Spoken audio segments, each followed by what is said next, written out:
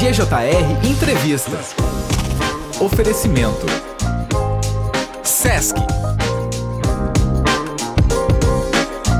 Estamos de volta agora no primeiro bloco do GJR Entrevista dessa sexta-feira, dia 29 de agosto, o Dia Mundial Gamer. Não podíamos começar esse bloco sem chamar o cara que conseguiu linkar game com business, né, Cabelo? Game, business, paixão, aquela coisa do vintage, tudo junto, né? Que honra ter de novo esse homem aqui conosco, né, Léo? Denis Chaulete, bom dia, meu velho, bem-vindo. Bom dia a todos. E o Léo falou em business e game, mas antes da gente conseguir fazer isso lá na Big Land, o Cabelinho já juntava business e game. Lá, e uma galera da cidade conseguiu aproveitar esse momento. Eu era um que tentava chegar na sexta, Nintendo, né? torcer pra conseguir pegar a fita, aquela que eu tanto queria no final de semana, que daí podia devolver só na segunda, Só na né? segunda-feira, exatamente. Então, né? Pegava duas e entregava na segunda-feira. Exatamente. Já, né? Então, Tão inconcebível como foi na época que o Cabelo fez business com o game, pensar em um atrativo turístico que fosse sobre game, como é quase inconcebível hoje pensar nos formatos como eram as locadoras de game lá nos anos 90. Né? As duas coisas estão inversamente interligadas. e tu sabe que eu tava ouvindo essa semana e eu achei muito... E sim, interessante a abordagem que hoje tu não possui mais nada, principalmente desse tipo. Antigamente tu tinha o CD, tu tinha o cartucho, tu possuía tudo. Hoje em dia tu assina, simplesmente tu assina. Se tu parar de pagar, tu perdeu. E isso é uma coisa doida, se for pensar que a gente é muito desse mundo de ter, eu tinha fita cassete, o vinil, o cartucho...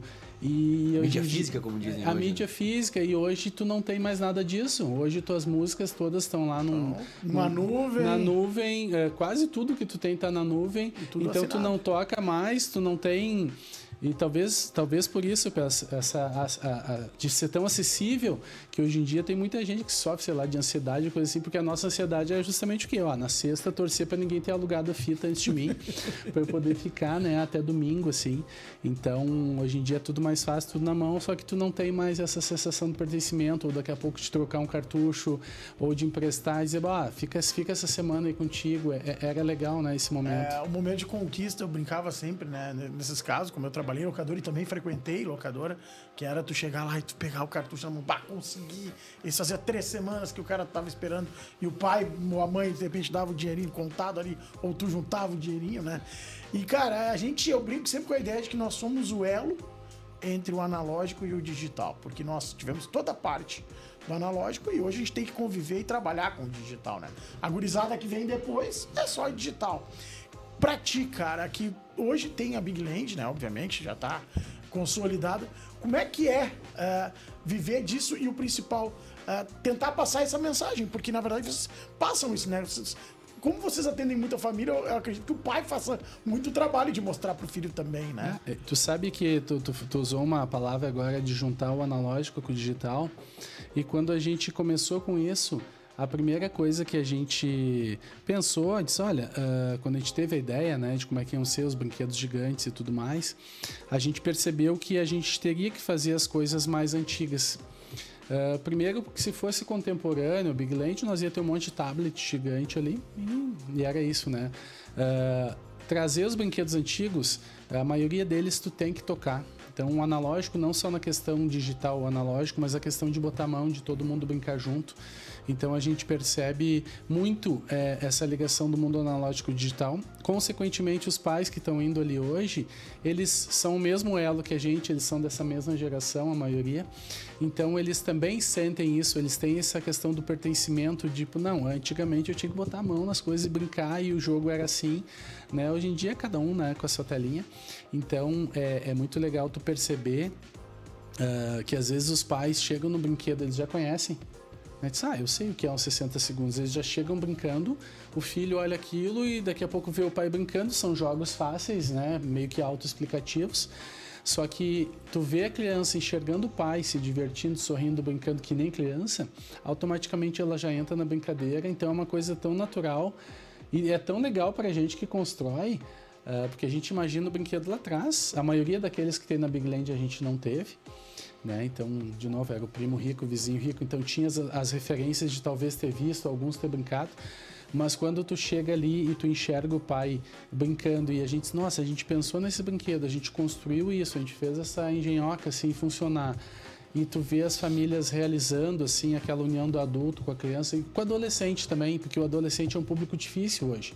E os pais muitos chegam e dizem, nossa, meu filho, tu conseguiu, né? Vocês conseguiram fazer ele brincar, soltar o celular e tem uns que entram emburrado, né? Tipo, não é aqui que eu queria estar, porque daí tem um irmãozinho pequeno e quando tu vê eles estão enlouquecidos lá dentro.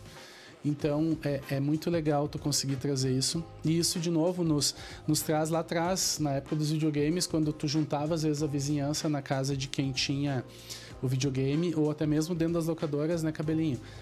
A gurizada se juntava naquela função de, olha, é um pouquinho cada um, tu tinha que tentar ser melhor que o outro, e era meio que natural isso, e tu tinha também, faz o teu dever em casa para eu deixar tu ir jogar. Então, assim, o mundo funcionava, né? Tinha suas pecinhas encaixadas, assim, e tudo andava de uma forma tão, sei lá, legal. Era a nossa geração, a gente sempre vai achar que era legal, né? Porque nem a geração de hoje sempre vai dizer que era mais legal. Mas eu acho que esse elo de tu saber, tu dá mais valor hoje à nossa geração, porque a gente passou por alguns trabalhos. Da mesma forma que os pais diziam, nossa, eu passei tanto trabalho com outras coisas, mas como a gente está falando especificamente do Dia Mundial do Game, e eu acho que faz muito sentido fazer essa junção dessas coisas, assim, essa de como conexão. É que era na nossa essa conexão. Então era bacana. E lá na Big, como a gente falou, as famílias brincando junto.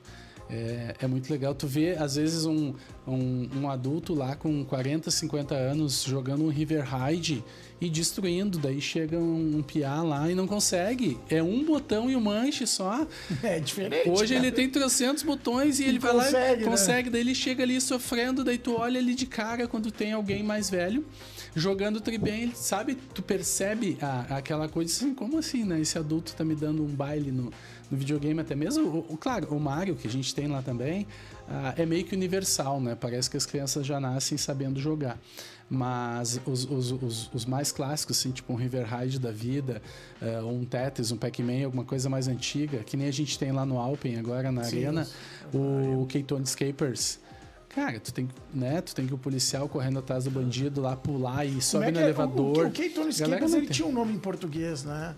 Isso não lembro. Ele tinha um, mas porque ele foi lançado o jogo, mas não vou lembrar agora, de repente, mais pra frente eu lembro em outro bloco, Léo. O Denis também, óbvio. Porque, na verdade, eu me lembro que tinha muito disso, porque algumas produtoras, tipo Gradiente... Sim, eles tinham autorização. Eles tinham autorização e eles traduziam os nomes. Eu me lembro muito da época do Odyssey, lá antigo, que tinha um jogo que não tinha nada a ver o nome inglês, em português traduzindo pra Didi na Mina, porque o Renato Aragão acabou sendo o garoto propaganda do jogo. Olha só. Mas até os brinquedos, os clássicos, no Brasil, a gente tinha o Gênios da Estrela, que ele era uma autorização do Simon, lá nos Estados Unidos, que até hoje é esse nome. E daí agora tu brincou do nome dos jogos, e daí eu me lembrei da parte de locadora, ou até mesmo quando tu ia pegar um cartucho emprestado de alguém, tu olhava a capa do cartucho ou a capa do jogo, tu dizia, nossa, esse jogo é fantástico. Sim, porque isso pela uma capa, arte maravilhosa. A arte era incrível. Daí quando tu ia jogar, tu disse, é sério que é isso? Então, isso é uma outra coisa, né? Que hoje tu vê um trailer de um filme, de um jogo, alguma coisa, tu sabe exatamente o que tu vai ter lá dentro, né? E a gente não tinha isso, a gente tinha esperança. Hoje tu baixa o demo do jogo, exato, né? Tu faz um test drive do jogo, né? Nosso tempo era no escuro, né? Era no escuro, disso, tu olhava aquela capa e dizia, nunca não vi ninguém alugando, vou alugar pra ver. Daí tu chegava, final de semana, todo disse, fiquei com essa fita o final de semana inteiro, né? Esse negócio horrível de jogar. Mas fazia parte. E essa paixão do Denis fez o Denis, então, junto com o Sandro, criarem o Big Land há 5 anos, né, Denis? O Big Land surge em 2020. A gente inaugurou em 2020. A gente teve a ideia em 2011, Léo. A gente queria fazer algo como irmãos, assim. A gente decidiu que ia trabalhar com entretenimento. E a gente passou 7 anos, desde que a gente teve a ideia, tentando fazer a galera acreditar que teria como fazer gigante as coisas e funcionais. Né? Porque a gente está acostumado talvez a ver coisas, cenários e coisas assim, só que ninguém bota a mão, ninguém faz funcionar. Então foi bem difícil pra gente. Então a gente passou todo esse período tentando fazer a galera acreditar, porque a gente não tinha a grana para construir. E em 2018 a gente disse, olha, vamos dar mais uma chance para isso. Depois de uns 100 nãos, eu morava em Porto Alegre ainda, comprei uma tela de projetor, amarrei ela numa árvore lá no terreno, que é onde eu morava, botei um projetor, liguei de noite e disse, se a gente botar o projetor aqui, a gente constrói uma TV, tem que dar certo, tudo que a gente já pensou. O Mundo a Vapor, na época, disse o seguinte, se vocês fizerem realmente uma TV e um videogame, a gente deixa vocês colocar aqui. E a gente, em um mês, a gente foi para a garagem da nossa mãe, a gente pegou o que eu tinha de ferramenta em Porto Alegre, a ferramenta para brincar de aeromodelo e coisa assim que eu construía. A gente foi para a garagem da mãe e em um mês a gente construiu o Atari e a televisão gigante, que é a que a gente tem hoje até no parque, porque o Mundo a Vapor disse, vocês têm um prazo de um mês para colocar aqui. 1º de junho de 2018 a gente conseguiu levar a atração para lá. Foi uma loucura, assim, porque a gente não tinha nem lugar, nem estrutura, nada para fazer. E a gente fez, colocou lá e funcionou muito bem. E de lá para cá começou a acontecer, a gente conseguiu, o pessoal da Rua Coberta viu, disse, a gente tem um espaço aqui para vocês. E depois o pessoal disse, não, é verdade, vocês vão conseguir, dá para jogar, funciona. Todo mundo que ia lá no Atari já ficava enlouquecido. Então isso fez a gente catapultar e conseguir os investidores para que em 2020 a gente inaugurasse o parque. Aí de lá pra cá, sim, a gente fez o Nintendinho, a gente fez o fliperama para abrir a primeira etapa da Big Land. Hoje a gente já tem mais de 10 games, né? São 5 consoles e, sei lá, 6, 7 fliperamas. O cara quando fala em game, né, principalmente pro 40 a mais, e tu chega lá, não tem como tu não te emocionar, não tem como tu não pensar na tua infância e nas histórias que tu passava. Eu me lembro muito do fliperama, por exemplo, no meu caso, que sempre foi rato de fliperama, né, era conhecido por jogar bem Street Fighter e tudo mais, que era o jogo que mais pegou, né, que tu ia atrás de fichinha e tudo mais, e o trabalho que tu passava, que a gente falou, né, e aí tu vê vocês reproduzindo isso, né, cara. E aí eu faço a pergunta pra ti, né, até porque tu é um cara inquieto, qual que é o game que tu sonha em colocar em algum momento lá e que tu acha que é difícil, que, tipo, de repente, esse eu queria demais colocar e eu não acho que não vai rolar, por algum motivo. Eu acho que de game, porque a gente não trabalha só com game, claro. Eu sei que hoje o assunto é aqui, mas o game mesmo que eu tenho vontade de colocar é do Nintendo 64, o Crazy World, ou Crazy USA, na direção, que eu acredito que não vai ser difícil, a gente vai acabar um dia colocando. A questão toda mais é como a gente usa os videogames originais. O Nintendo 64 tinha um probleminha de fonte, nós vamos ter que fazer, né, o HDMI, nós não vamos ter. Mas falando ainda do mundo de jogos, a gente vai fazer os pinball gigante. Então eu até vou mostrar no intervalo aqui uma filmagem eu tenho de um protótipo que a gente já fez na oficina. Só que a gente está falando de um pinball que ele vai ter quase 6 metros de comprimento por 2,5 de largura. É quase um boliche. E a gente já testou, para a gente ter uma ideia, as bolinhas são bolas de bocha. Eu vou mostrar o vídeo para vocês daqui a pouco. E a gente fez o teste, a gente fez a engenhoca dos batentes, a gente teve que fazer... Tudo. Sim, só que a gente teve que fazer as aletas que batem lá embaixo, a gente fez elas de aço, lá na tornearia do Seu Ivo, ali na avenida, né, o Silvestre. A gente descobriu uma empresa em Novo Hamburgo que conseguia rechear essa parte de ferro com um material que se usa em roda de empilhadeira, para daí esse batente bater na bola de bocha, não quebrar a bola, mas empurrá-la para cima. E eu tô falando isso de uma etapa, sei lá, no máximo 5% do brinquedo. Então eu sei que esse vai ser um baita desafio, porque a gente quer fazer uns 2, 3.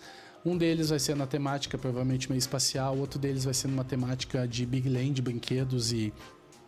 Então, assim, eu tô falando de um detalhe desse brinquedo que vai longe. O vidro, a gente deu uma olhada, só para colocar o vidro dele, a gente vai ter que mandar vir direto da fábrica, de uma Saint-Gobain ou de alguma que fabrique o vidro matriz lá. E nós estamos falando de algo entre 600 a 800 quilos só de vidro. Então a gente vai ter que estar com o brinquedo pronto, isso vir numa vez e largar em cima e não mexe mais. Então esse eu sei que é um desafio e quando chegar a hora a gente vai passar um trabalhão, mas é aquilo, a ideia é quando alguém chegar no parque tem aquela sensação, cara, eles fizeram isso. Sim, eles fizeram isso, então esse é o desafio.